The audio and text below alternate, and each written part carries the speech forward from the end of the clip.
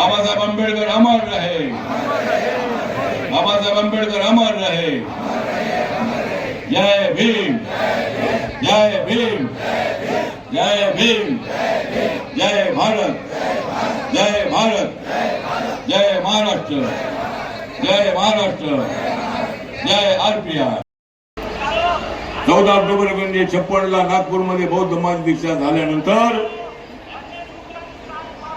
दुसरा जो कार्यक्रम आहे तो 16 डिसेंबरला मुंबईच्या रेसकोर्स मैदानावरती, मुंबई, कोकण, पश्चिम महाराष्ट्र, ठाणे या भागातल्या लोकांसाठी मुंबई जवळ पडते म्हणून या ठिकाणी तो कार्यक्रम ठेवला होता। बाबासाहेब आंबेडकरांचं 6 डिसेंबर 1956ला महापरिनिर्वाण झाल्यामुळं ती सभा होऊ शकली नव्हती, पण त्याच रेसकोर्स मैदानावरती आपण सभा घेतली। जवळजवळ 10 लाखापेक्षा जास्त लोक त्या ठिकाणी आले होते, सगळ्या देशातून आणि महाराष्ट्रातून।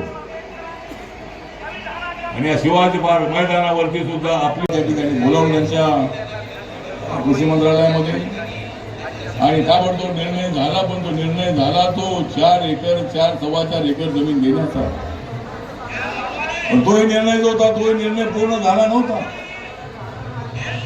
आणि नंतर अचानक 2014 मध्ये काँग्रेसचं युपीचं सरकार गेलं आणि माननीय नरेंद्र मोदींचं सरकार या देशामध्ये आलं। काँग्रेसच्या भ्रष्टाचाराच्या विरोधामध्ये जबरदस्त अशा पद्धतीचे वार करत करत ते साऱ्या देशामध्ये फिरले आणि रिपब्लिकन पार्टी ऑफ इंडियाने सुद्धा त्यावेळेला एनडीएला पाठिंबा दिला।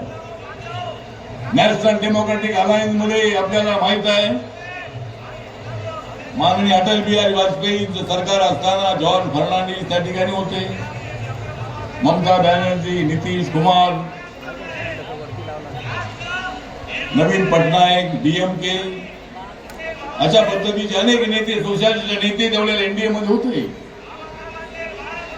आणि संरक्षण मंत्री म्हणून जॉर्ज फर्नांडिस त्या ठिकाणी होते।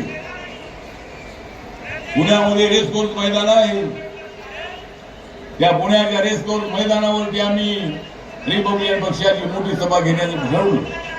गवई साहेब, कवाडे सर त्यावेळेला आम्ही सगळे एकत्र होतो आणि ते मैदान काही मिळत नव्हतं। इथे आलेला असतो आणि जाताना इथून त्यांचे विचार ते घेऊन जात असतात। डॉक्टर बाबासाहेब आंबेडकरांनी आम्हाला सांगितलंय की तुम्ही शासनकर्ता जमात व्हा। जर तुम्हाला समाजामध्ये परिवर्तन करायचं असेल तर तुम्ही शासनकर्ते जमात व्हा।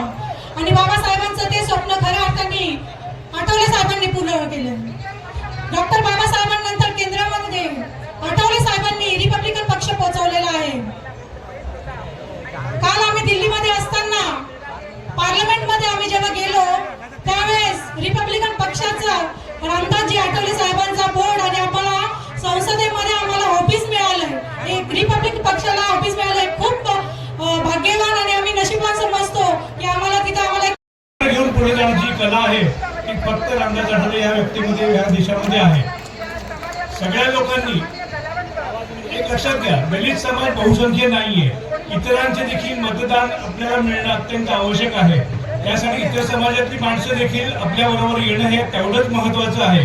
अशा वेळेला सर्व लोकांना एकत्र घेणारा माणूस आपला पुढारी असावा, पण नुसत्या हवेत गप्पा मारणारा माणूस आपला पुढारी असावा हे आपल्या जनतेने डोळे उघडून बघणं अत्यंत आवश्यक आहे।